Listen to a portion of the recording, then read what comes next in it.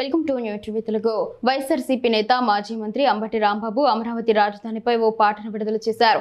అమరావతిని నాడు నేడుగా పేర్కొంటూ తయారు చేసిన ఈ పాటలో ఈ ప్రాంత గత వైభవంతో పాటు ప్రస్తుతం కూటమి పాలనలో పరిస్థితుల్ని పోల్చి చూపారు.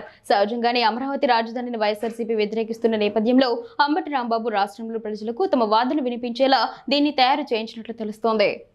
అమరావతి గతంలో ఈ ప్రాంతాన్ని పాలించిన కాకతీయులు శాతవాహనుల కాలంలో ఎలా విరజిల్లిందో ఈ పాటలో వివరించారు.